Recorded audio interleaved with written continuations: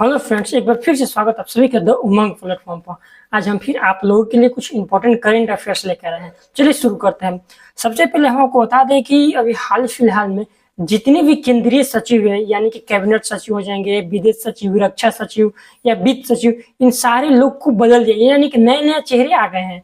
कौन कौन से उनको आज हम देखेंगे, ठीक है। यानी कि जितने भी पुराने कैबिनेट सचिव थे या विदेश सचिव थे, उन लोगों को हटा दिया, यानी कि उन लोगों के रिटायर हो गए और उनके बदले नए नए चेहरे आ गए हैं। चलिए शुरू करते हैं। आपका सबसे पहले आपका हो जाता है क्या, विदेश सचिव, यानी सबसे पहले आपका हो जाता है गृह सचिव। यानी कि हाल ही में केंद्रीय मंत्रिमंडल के द्वारा हमारा गृह सचिव किसे नियुक्त किया गया है, ठीक है। ये आपको हर एग्जाम के पॉइंट ऑफ व्यू से बहुत इंपॉर्टेंट हो जाएगा, ठीक है, क्योंकि एग्जाम में आपका पूछ देगा कि अभी हाल ही में आपका स्वास्थ्य सचिव किसे नियुक्त किया गया है, तो आप वहां पे गड़बड़ यानी कि भूल जाइएगा। तो इसको देखिए, ठीक है। आपका पहला हो जाएगा केंद्रीय मंत्रिमंडल के द्वारा गृह सचिव किसे नियुक्त किया गया, तो आपका हो जाएंगे क्या, गोविंद मोहन। किसे नियुक्त किया गया, गोविंद मोहन। इनको याद करने के लिए देखिए बता देते हैं। देखिए क्या हो जाएगा आपका गृह सचिव, यानी कि यहाँ ध्यान दीजिएगा, गृह सचिव किसे नियुक्त किया गया है, तो आपका गोविंद मोहन को। ग से गृह और ग से गोविंद, इसको ध्यान दीजिएगा। तो गृह सचिव आपको हो जाएंगे गोविंद मोहन। फिर आ जाते हैं रक्षा सचिव किसे बनाया गया, नया रक्षा सचिव, तो आपको हो जाएंगे राजेश कुमार सिंह।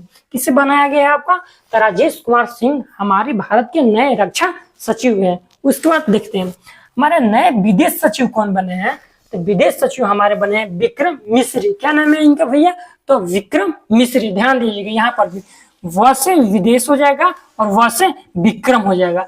तो हमारे नए विदेश सचिव कौन बने हैं, तो आपका विक्रम मिश्री जी को बनाया गया है, ठीक है। उसके बाद नए देखते हैं। उसके बाद नए कैबिनेट सचिव किससे नियुक्त किया गया है, तो कैबिनेट सचिव हमारे टीवी सोमनाथन जी को बनाया गया है। कौन है भैया आपका कैबिनेट सचिव, तो टीवी सोमनाथन जी को बनाया गया है। उसका देखिए नए स्वास्थ्य सचिव किसे बनाया गया है, यानी कि हेल्थ सेक्रेटरी किसे बनाया गया है, आपका भारत का आपका पुण्य सलीला श्रीवास्तव जी को बनाया गया है। किसे बनाया गया है, तो पुण्य सलीला श्रीवास्तव जी को बनाया गया है। एक बार रिकॉल कर लेते हैं। देखिए आपका गृह सचिव किसे बनाया गया है, तो गोविंद मोहन जी को बनाया गया है। फिर रक्षा सचिव आपको किसे बनाया गया है, राजेश कुमार सिंह को बनाया गया है। आपका विदेश सचिव किसे बनाया गया है, तो आपका विक्रम मिश्री को बनाया गया है।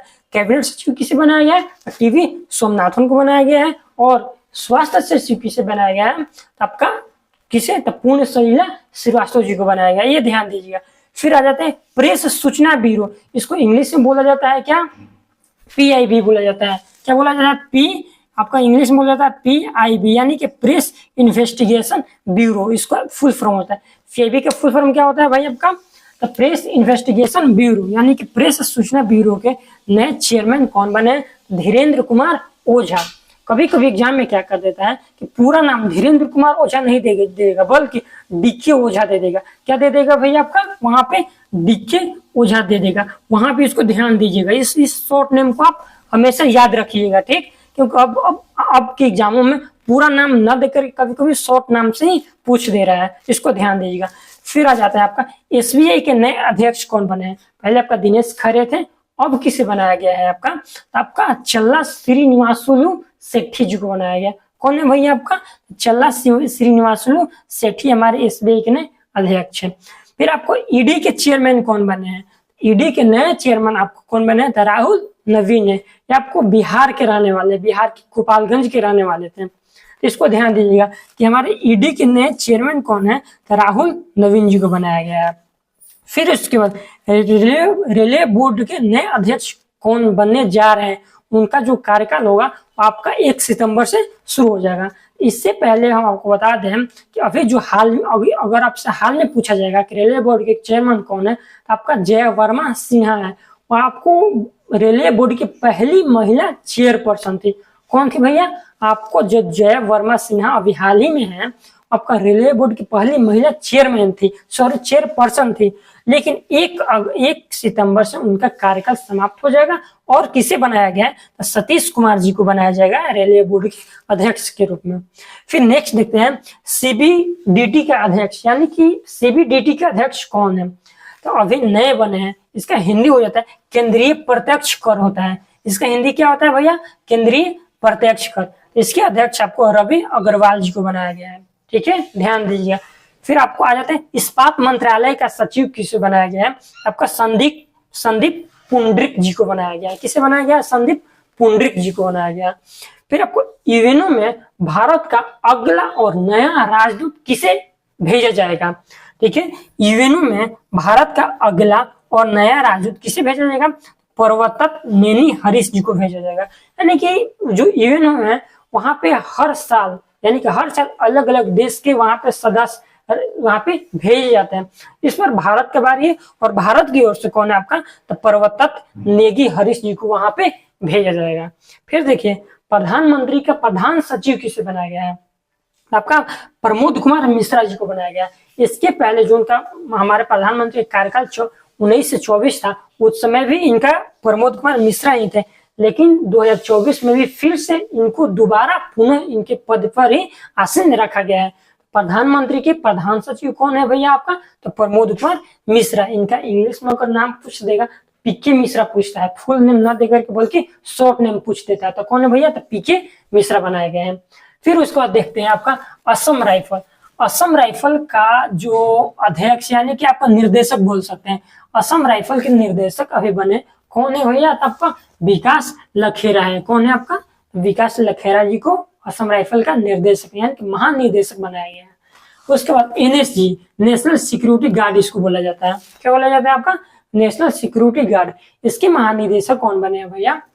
आपका बी श्रीनिवासन जी को बनाया गया। किसे बनाया गया? आपका बी श्रीनिवासन जी को बनाया गया। फिर देखिए आता है सीआईएसएफ और बीएसएफ। ठीक है, सीआईएसएफ का महानिदेशक आपको आरएस भट्ट यानी कि राजविंदर सिंह भट्टी को बनाया गया। अभी जो ये आरएस भट्टी है ये 1990 बैच के आईपीएस अधिकारी हैं, बिहार कैडर के हैं, और ये अभी भी बिहार का डीजीपी अभी बने हुए हैं। यानी कि अभी भी क्या है, ये बिहार के डीजीपी है। कहाँ के हैं भैया? आपको बिहार के आपके डीजीपी है। तो ये इनका महानिदेशक सीआईएसएफ बनाया गया है। आप बोल सकते हैं कि भारत के ये आरएस भट्टी पहले ऐसे व्यक्ति हैं जो कोई डीजीपी के पद पर रहते हुए भी ये सीआईएसएफ के महानिदेशक बने हुए हैं। ठीक है, इसको ध्यान दीजिएगा। उसके बाद आता है बीएसएफ। बीएसएफ के महानिदेशक आपको दलजीत सिंह जी को बनाया गया है। ये आपका उत्तर प्रदेश के, ये भी 1990 बैच के ही आईपीएस अधिकारी थे, लेकिन इनका कैडर था उत्तर प्रदेश और आरएस भट्टी का था आपका बिहार कैडर था। आपको बीएसएफ का दलजीत सिंह और सीआईएसएफ का आरएस भट्टी बनाए गए हैं। फिर उसके बाद देखते हैं सेना की चिकित्सा सेवा की पहली महिला डीजी कौन बनी है। यानी कि इससे पहले जो हमारा सेना था, भारतीय सेना था, उसके चिकित्सा अधिकारी के महानिदेशक जो थे वो पुरुष बनाए जाते थे, लेकिन ये पहली बार ऐसा हुआ है कि कोई महिला इस पद पर बनाया गया है। उनका नाम है आपका साधना सक्सेना। क्या है भैया उनका नाम? साधना सक्सेना। ध्यान दीजिएगा। फिर उसके बाद आता है यूपीएससी के चेयरपर्सन कौन बने हैं। यहाँ पे चेयरपर्सन पूछा जा रहा है, यानी कि मेल या फीमेल कुछ भी आप बोल सकते हैं। तो यूपीएससी के चेयरपर्सन आपको प्रीति सूदन जी को बनाया गया है, ये ध्यान दीजिएगा। ठीक है, इसके पहले आपको सोनी जी थे, उनको हटा करके प्रदीप सोनी को हटा करके आपको प्रीति सूदन जी को बनाया गया है। फिर देखिए यूएनओ का अस्थायी सदस्य, हम आपको बता दें कि यूएनओ में टोटल सदस्य देशों की संख्या 15 होती है। कितनी होती है आपका? 15 होती है। इन 15 में से 5 आपके अस्थायी सदस्य होते हैं और 10 आपके अस्थायी सदस्य होते हैं। यानी कि कहने का मतलब जो 5 अस्थायी सदस्य हैं वो हमेशा रहेंगे, उनको हटाया नहीं जा सकता है। ठीक है, लेकिन 10 जो देश है उनको प्रत्येक 2 साल के लिए बनाया जाता है, फिर 2 साल के बाद हटा दिया जाता है। तो अभी जो बनाया जा रहा है यानी कि 1 जनवरी 2025 से लेकर के 31 दिसंबर 2026 यानी कि 2 साल के लिए इन 5 देशों को यूएनओ का अस्थायी सदस्य बनाया जा रहा है। तो कौन कौन से ये ध्यान दीजिएगा, क्योंकि एग्जाम में पूछ सकता है कौन से ऐसे देश हैं जो यूएनओ का अस्थायी सदस्य के रूप में नामित नहीं किए गए हैं। देखिए आपके पहला हो जाएगा पाकिस्तान, पहला हो जाएगा आपका पाकिस्तान। दूसरा आपका हो जाएगा डेनमार्क। कहाँ क्या हो जाएगा भैया? डेनमार्क हो जाएगा। तीसरा हो जाएगा आपका पनामा हो जाएगा। कौन सा हो जाएगा? पनामा। चौथा आपका हो जाएगा ग्रीस, यानी इसको एथेंस बोला जाता है। ठीक है, उसके बाद 5वां हो जाएगा सोमालिया। कौन कौन हो जाएगा? पहला आपका पाकिस्तान हो जाएगा, दूसरा डेनमार्क हो जाएगा, तीसरा आपका पनामा हो जाएगा, चौथा आपका ग्रीस हो जाएगा और 5वां आपका सोमालिया हो जाएगा। यानी कि 5 ऐसे देश है जिसे यूएनओ में अस्थायी के रूप में इसको नामित किया गया है। इनका कार्यकाल 1 जनवरी 2025 से लेकर के 31 दिसंबर 2026 तक रहने वाला है। उसके बाद देखिए हर घर तिरंगा अभियान। हर घर तिरंगा अभियान प्रधानमंत्री नरेंद्र मोदी के द्वारा यह जारी किया गया है। यह हर घर तिरंगा अभियान का तीसरा संस्करण था। कौन सा था? तीसरा संस्करण था। ठीक है, ध्यान दीजिएगा, ये पूछ सकता है कि हर घर तिरंगा अभियान का यह कौन सा संस्करण था? आपका तीसरा संस्करण था। यह 9 अगस्त से लेकर के 15 अगस्त तक चला था। यानी कि इनके द्वारा कहा गया था कि भारत का प्रत्येक नागरिक अपने अपने घरों और ऑफिसों में तिरंगा झंडा लगाए। उसी को बोला जाएगा, यह 9 अगस्त से शुरू होकर के 15 अगस्त तक चला था। उसके बाद आ जाता है स्टैच्यू ऑफ यूनियन। क्या लिखा हुआ है? Statue of union. यह एक प्रकार का प्रतिमा है। तो किसका प्रतिमा है उसको देखते हैं। स्टैच्यू ऑफ यूनियन जो है यह हनुमान जी की प्रतिमा है। किसका प्रतिमा है? आपका हनुमान जी की प्रतिमा है। ठीक है, और यह कहाँ पे बनाया जा रहा है? तो आपका यह यूएसए में बनाया जा रहा है। ठीक है, यूएसए में बनाया जा रहा है। और इस प्रतिमा की जो ऊंचाई है आपका 90 फीट है। कितना फीट है आपका? आपका 90 फीट है। और यह इस प्रकार 90 फीट के साथ साथ यह प्रतिमा जो है हनुमान जी के, यह अमेरिका का तीसरा सबसे बड़ा प्रतिमा बोल सकते हैं आप इसको। ठीक है, तो स्टैच्यू ऑफ यूनियन कहाँ बनाया जा रहा है? तो आपका यूएसए में बनाया जा रहा है। यह हनुमान जी की प्रतिमा है। यह अमेरिका का तीसरे सबसे बड़ा प्रतिमा है जिसकी ऊंचाई आपका 90 फीट है। फिर आ जाता है नेक्स्ट, विश्व शिल्प शहर का चौथा शहर किसे बनाया गया है? यानी कि भारत का अभी तक 3 ऐसे शहर थे जिनको शिल्प शहर बना दिया गया था। चौथा शहर के रूप में आपको कश्मीर को नामित किया गया है। किसे नामित किया गया? कश्मीर को। इस तरह का आपका पहला हो जाता है जयपुर, दूसरा हो जाता है मामल्लपुरम जो कि तमिलनाडु राज्य में पड़ता है, तीसरा हो जाता है मैसूर जो कि कर्नाटक में पड़ता है, और चौथा हो जाएगा आपका कश्मीर। मामल्लपुरम को 2015 में बनाया गया था शिल्प शहर, मैसूर को 2018 में, और 2024 में आपको कश्मीर को बनाया गया था। आज का यही आपका करंट अफेयर्स था। आज के लिए इतना ही, मिलते हैं अगले वीडियो के साथ।